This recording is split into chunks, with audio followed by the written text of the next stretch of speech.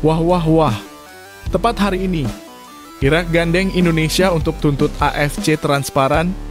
Begini sebenarnya yang terjadi. Diajak Irak tuntut AFC. Ini dia peluang timnas Indonesia jadi tuan rumah di babak 4 kualifikasi Piala Dunia 2026. Nah ini nih, reaksi fans Garuda usai Irak tuntut AFC dan FIFA agar adil. Apakah fans Garuda setuju? Yuk saksikan beritanya hingga selesai.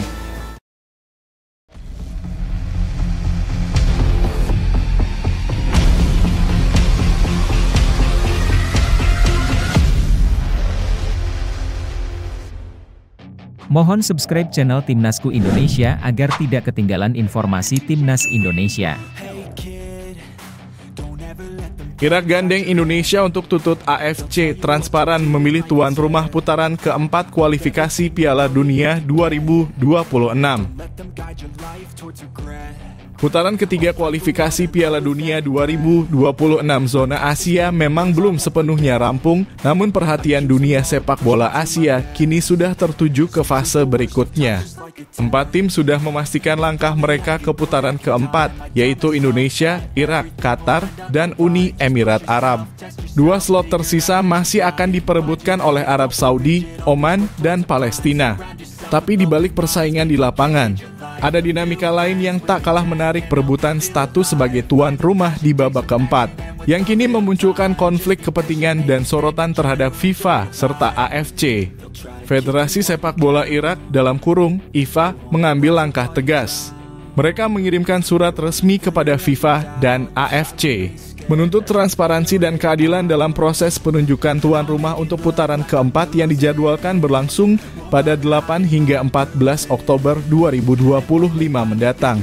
IFA secara terang-terangan menyatakan bahwa keputusan penunjukan tuan rumah seharusnya tidak hanya berpihak pada negara-negara tertentu saja, terlebih yang sudah terlalu sering mendapat keistimewaan, seperti Qatar dan Arab Saudi. Dalam suratnya, IFA tidak hanya menyampaikan protes, tetapi juga sekaligus mendaftarkan diri sebagai calon tuan rumah. Irak meyakini bahwa mereka memiliki infrastruktur yang memadai, dukungan dari pemerintah, serta pengalaman menggelar laga-laga besar di kawasan Asia Barat. Yang menarik, IFA tidak bergerak sendiri. Mereka menyebut bahwa Indonesia melalui PSSI juga mengajukan diri menjadi tuan rumah untuk salah satu grup di babak keempat. Inilah yang menjadi titik penting Irak dan Indonesia kini bersatu menyuarakan keadilan yang sama-sama mereka dambakan. Langkah Irak menggandeng Indonesia bukan hanya bentuk solidaritas, tapi juga pesan bahwa negara-negara di luar lingkaran anak emas AFC pun punya hak yang sama untuk mendapat kesempatan menggelar ajang besar. Sudah menjadi rahasia umum bahwa Arab Saudi dan Qatar kerap menjadi tuan rumah berbagai event besar, mulai dari kejuaraan regional hingga laga internasional. Kerap kali negara-negara lain hanya menjadi peserta, bukan tuan rumah. Hal ini tentu saja menimbulkan kesan bahwa FIFA dan AFC hanya berpihak pada negara kaya dan berpengaruh. Namun, jika ditelusuri lebih dalam, tuntutan Irak dan Indonesia ini bukan tanpa alasan kuat. Di Indonesia, geliat sepak bola sedang menanjak pesat. Timnas Indonesia baru saja membuat sejarah dengan lolos ke putaran keempat untuk pertama kalinya. Euforia sepak bola tanah air begitu terasa, stadion-stadion megah seperti GBK dan JIS siap menampung pertandingan kelas dunia dan antusiasme supporter tak perlu diragukan. Indonesia tidak hanya siap secara infrastruktur, tetapi juga dari segi atmosfer pertandingan yang bisa memberi pengalaman luar biasa bagi para peserta. Sementara Irak sebagai negara yang tengah bangkit dari masa-masa sulit melihat peluang menjadi tuan rumah sebagai bentuk pembuktian bahwa mereka juga mampu berdiri sejajar dengan negara-negara besar lain. Infrastruktur sepak bola mereka telah berkembang pesat dan dukungan penuh dari pemerintah Irak menjadi modal penting. Irak dan Indonesia punya semangat yang sama, menunjukkan bahwa keadilan dalam sepak bola harus ditegakkan, bukan hanya dijanjikan. Jika FIFA dan AFC kembali memberikan keistimewaan pada Arab Saudi dan Qatar tanpa proses terbuka dan transparan, maka citra kedua organisasi itu akan semakin dipertanyakan. Dunia sepak bola Asia membutuhkan perubahan paradigma dari yang elitis menjadi inklusif, dari yang tertutup menjadi terbuka. Keberanian Irak dan Indonesia untuk bersuara adalah langkah penting menuju transformasi tersebut. Sekarang giliran kita sebagai pencinta sepak bola untuk ikut bersuara. Bagaimana menurut kalian? Apakah FIFA dan AFC harus lebih adil dalam menentukan tuan rumah? Apakah Indonesia pantas mendapat kesempatan menggelar laga bersejarah ini? Tulis pendapatmu di kolom komentar dan mari suarakan semangat keadilan bersama.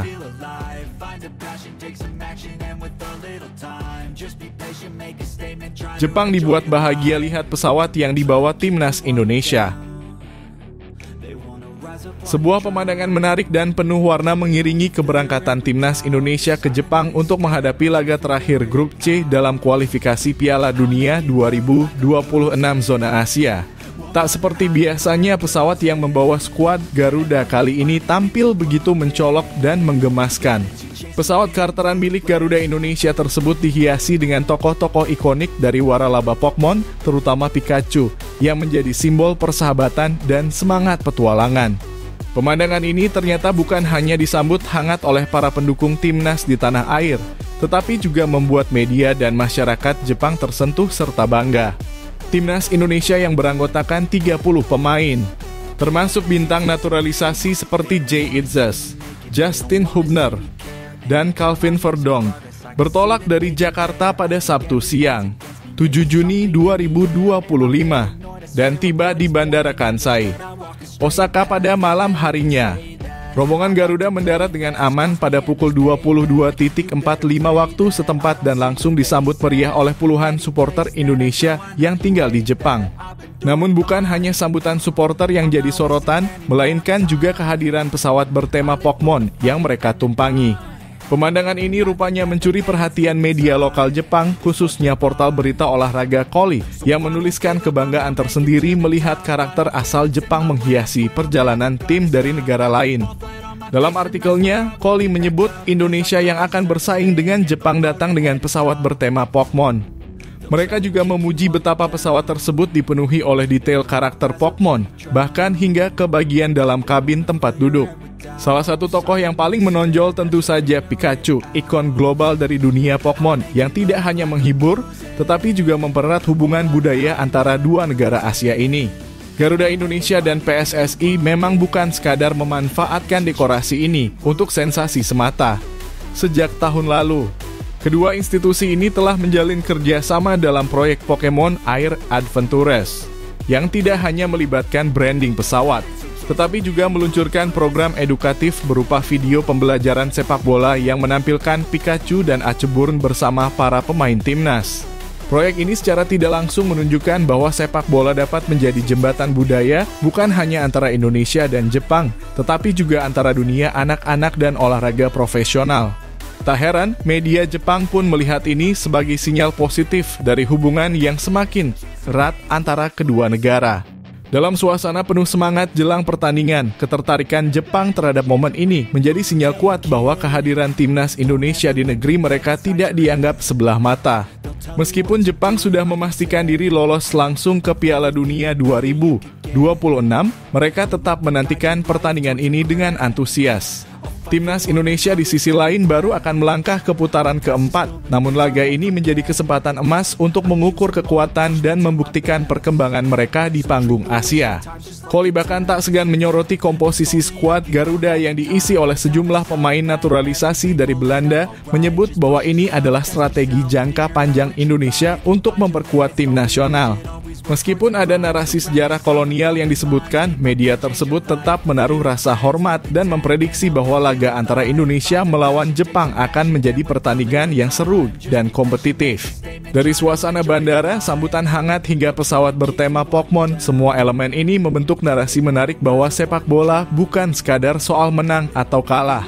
Ini tentang kebanggaan, diplomasi budaya, dan bagaimana semangat olahraga mampu menyatukan bangsa. Bagaimana menurut kalian, apakah kolaborasi unik seperti ini bisa jadi tren baru dalam sepak bola internasional? Yuk, tuliskan pendapatmu di kolom komentar dan bagikan kesanmu tentang momen spesial ini.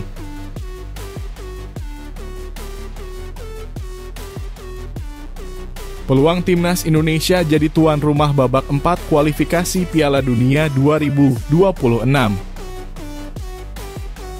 Setelah memastikan langkah ke babak keempat kualifikasi Piala Dunia 2026 zona Asia, Timnas Indonesia tidak tinggal diam.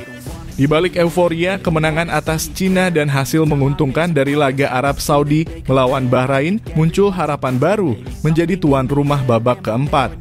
Namun bukan hanya Indonesia yang menginginkan kejelasan soal proses penunjukan tuan rumah ini. Irak secara mengejutkan menggandeng Indonesia untuk sama-sama mendesak transparansi dari FIFA dan AFC terkait mekanisme pemilihan tuan rumah ronde keempat. Sebuah langkah diplomatik yang cukup berani dan menggugah atensi banyak pihak. PSSI sendiri mengakui bahwa peluang Indonesia untuk menjadi tuan rumah memang tidak terlalu besar. Hal ini diungkap langsung oleh manajer Timnas, Sumarji. Menurutnya permohonan resmi sudah diajukan sejak 2 bulan lalu. Meski kemungkinan sukses tergolong kecil, PSSI tetap berupaya keras. Dalam dunia sepak bola modern, bukan hanya performa di lapangan yang menentukan, tetapi juga lobby dan posisi strategis di tingkat organisasi internasional. Inilah sebabnya kolaborasi dengan Irak menjadi menarik. Dua negara yang sama-sama berjuang untuk mendapatkan perlakuan adil, kini bersatu untuk menuntut keterbukaan. Yang jadi sorotan adalah sistem sentralisasi yang diterapkan oleh AFC untuk ronde keempat. Dalam rilis resmi AFC per 1 Juli 2023 disebutkan bahwa tuan rumah akan ditentukan berdasarkan performa di ronde ketiga. Saat ini Uni Emirat Arab dan Arab Saudi menjadi 2 tim dengan poin tertinggi. Namun wacana bahwa Arab Saudi dan Qatar akan kembali ditunjuk sebagai tuan rumah telah menimbulkan tanda tanya besar. Apakah ini murni karena performa atau karena kekuatan finansial dan pengaruh politik di dalam federasi? Pertanyaan-pertanyaan inilah yang coba dilontarkan oleh Indonesia dan Irak kepada FIFA dan AFC. Indonesia sendiri layak untuk mendapatkan pertimbangan. Selain berhasil menembus babak keempat, Timnas kini punya dukungan besar dari publik, infrastruktur stadion yang memadai, serta rekam jejak sebagai tuan rumah berbagai event besar seperti Piala Dunia U17 dan Asian Games.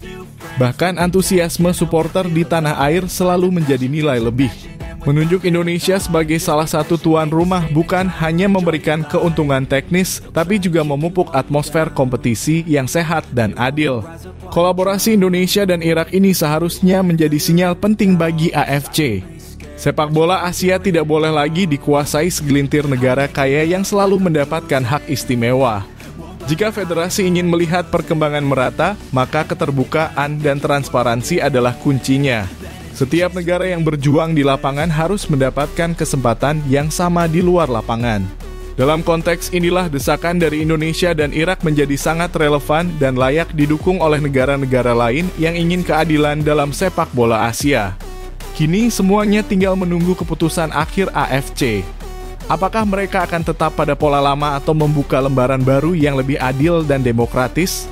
Meskipun peluang Indonesia menjadi tuan rumah terbilang kecil, perjuangan ini layak dihargai. Minimal publik Asia kini mulai menyadari pentingnya transparansi dalam setiap proses penunjukan, terutama untuk ajang sebesar kualifikasi Piala Dunia. Bagaimana menurut kalian? Apakah Indonesia layak diberi kesempatan menjadi tuan rumah babak keempat kualifikasi Piala Dunia? Ataukah dominasi negara kaya seperti Arab Saudi dan Qatar memang sudah tak bisa dibendung? Tulis pendapatmu di kolom komentar dan mari kita diskusikan bersama.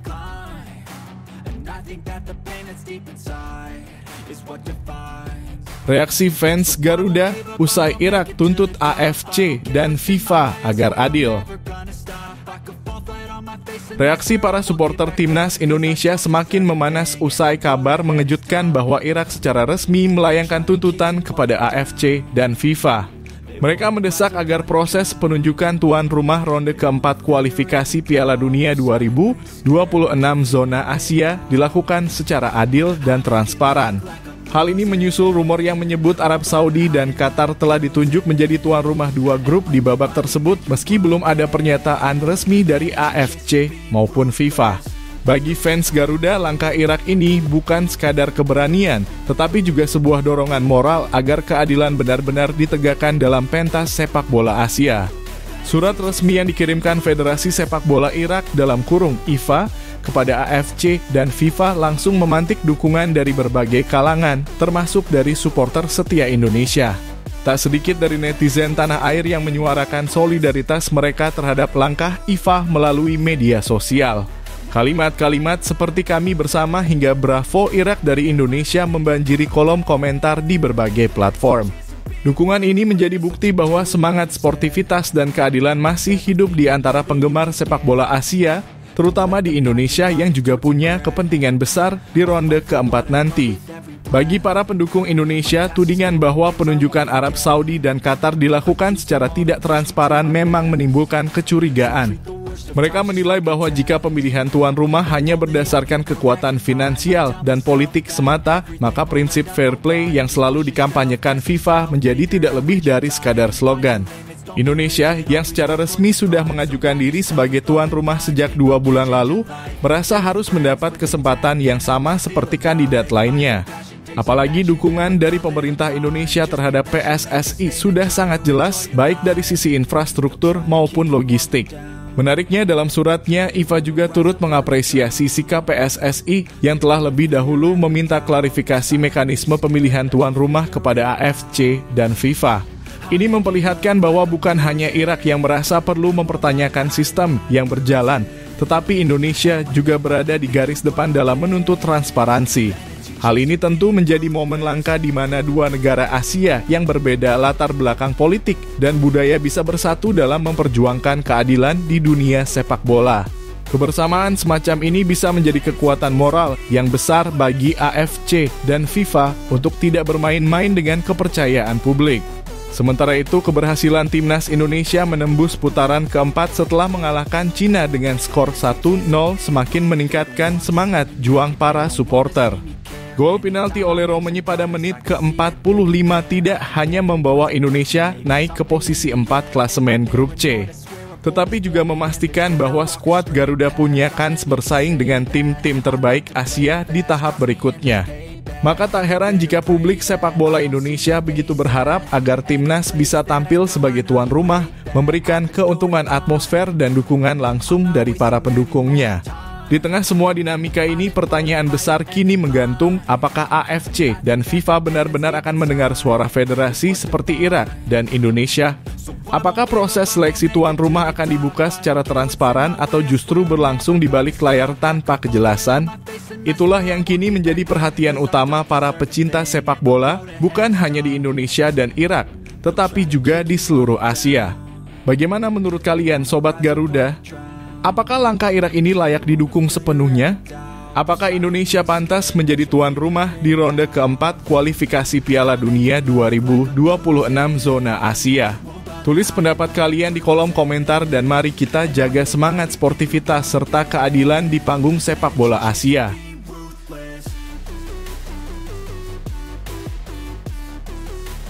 Jepang terluka usai dikalahkan Australia. Kabar terbaru dari Jepang menjelang laga terakhir grup C kualifikasi Piala Dunia 2026 membuat para pendukung timnas Indonesia terhenyak.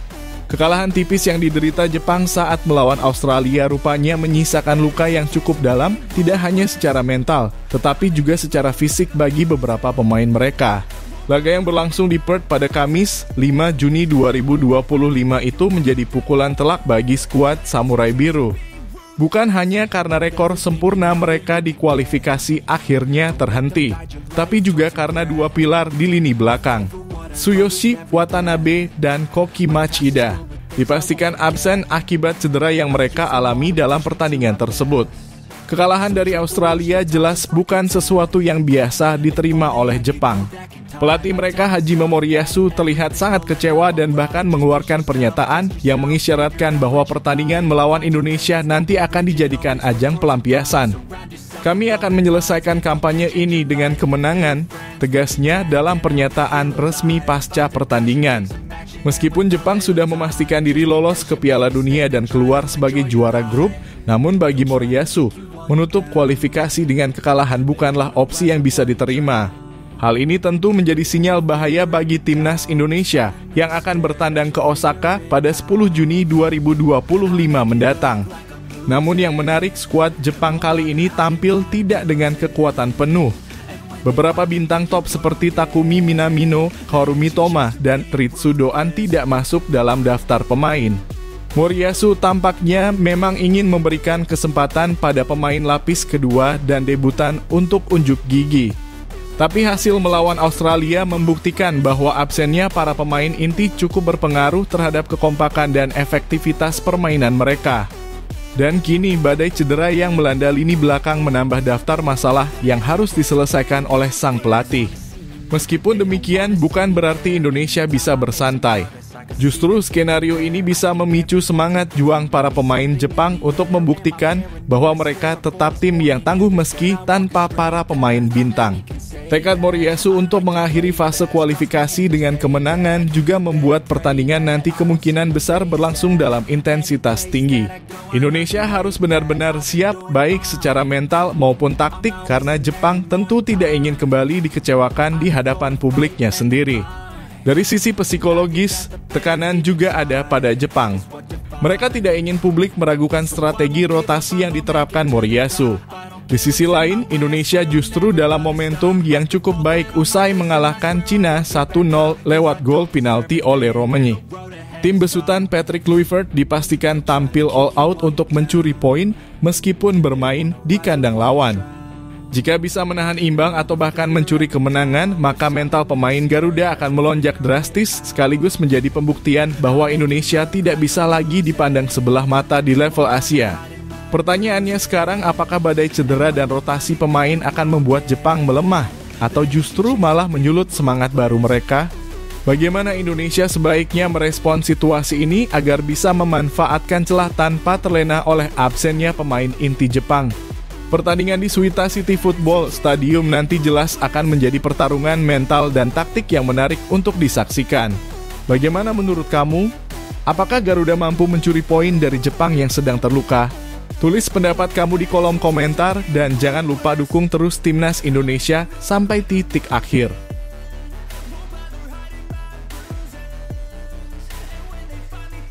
Timnas Indonesia tetap akan menggila lawan Jepang. Meski Timnas Indonesia sudah dipastikan lolos ke babak keempat kualifikasi Piala Dunia 2026, semangat juang skuad Garuda ternyata tidak sedikit pun meredup.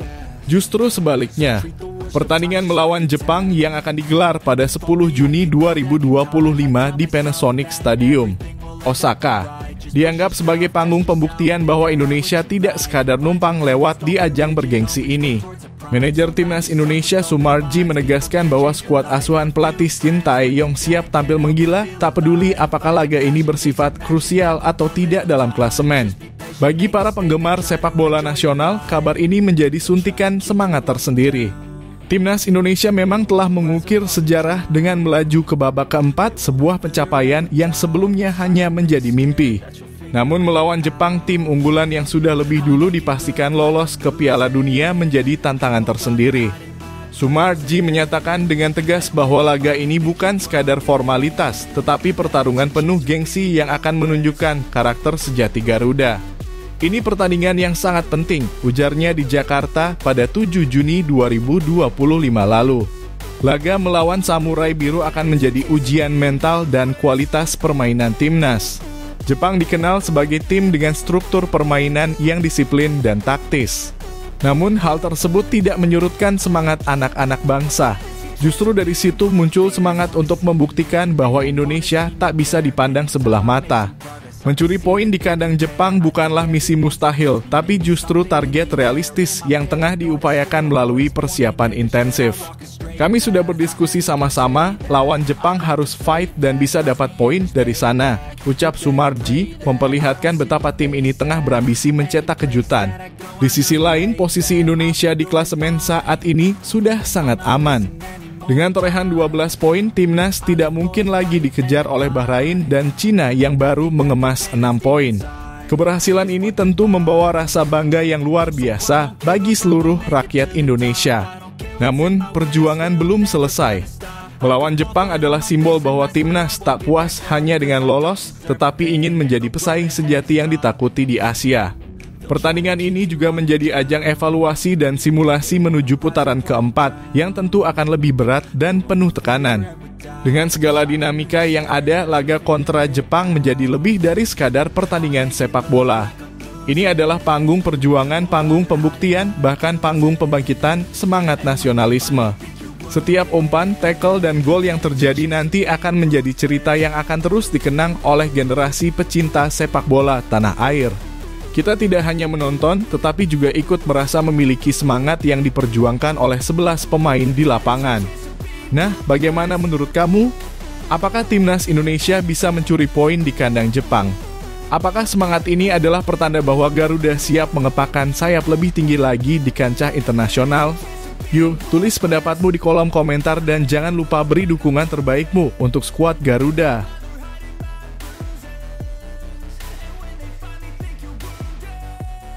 Syarat timnas Indonesia lolos Piala Dunia usai dipastikan lolos round 4.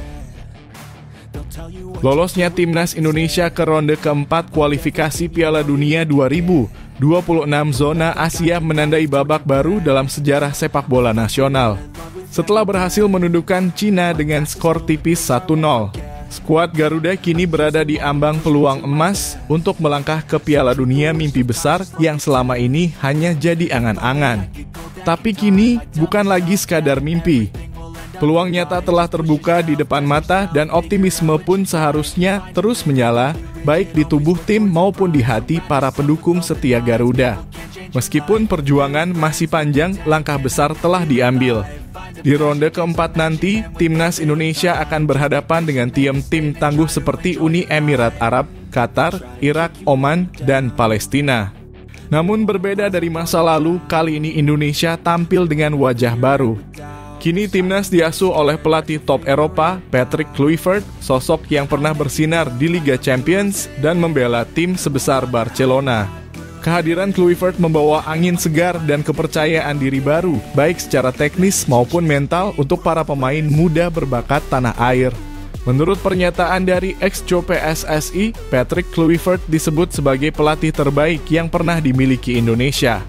Bahkan mereka meyakini bahwa dengan tangan dingin sang pelatih, skuad Garuda tidak hanya punya potensi untuk tampil lebih baik, tetapi sangat layak untuk lolos ke Piala Dunia 2026. Pernyataan ini bukan sekadar pujian kosong. Dalam beberapa pertandingan terakhir, kita bisa melihat peningkatan performa yang signifikan, baik dari sisi strategi permainan, efisiensi serangan, hingga kedisiplinan bertahan. Rasanya sangat mustahil jika timnas Indonesia sampai gagal lolos, apalagi dengan semangat dan atmosfer positif yang saat ini tengah menggelora. Format ronde keempat memang berat. Hanya juara grup dari 2 grup kecil yang akan lolos otomatis ke Piala Dunia. Sementara runner-up harus melalui 2 fase play-off tambahan, pertama melawan runner-up dari grup lainnya, lalu bertanding di babak play-off antar konfederasi. Tapi melihat perkembangan pesat yang ditunjukkan tim di bawah kepemimpinan Kluivert, peluang untuk menjadi juara grup bukanlah hal yang tak mungkin. Ditambah lagi, para pemain kini tampil lebih matang dan percaya diri, bahkan ketika menghadapi lawan yang di atas kertas jauh lebih kuat. Jika kita sebagai fans ingin melihat merah putih berkibar di panggung sepak bola terbesar dunia, sekaranglah saatnya untuk percaya. Jangan ragu menunjukkan dukungan kita, baik lewat stadion, media sosial, hingga semangat yang terus kita bagikan. Karena perjalanan menuju Piala Dunia bukan hanya soal teknik dan taktik, tetapi juga soal semangat kolektif, keyakinan nasional, dan doa yang tak henti-henti. Saat timnas berjuang di lapangan, para pendukung adalah pemain ke-12 yang memberikan energi ekstra untuk setiap tackle, tendangan, dan gol yang tercipta. Jadi, bagaimana pendapatmu, Sobat Garuda? Apakah kamu optimis timnas Indonesia bisa menciptakan sejarah dengan tampil di Piala Dunia 2026? Siapa pemain favoritmu yang pantas bersinar di laga penentuan nanti? Yuk, tuliskan pendapatmu di kolom komentar. Saatnya kita semua bersatu, bangkit, dan dukung Garuda terbang tinggi menembus batas mimpi.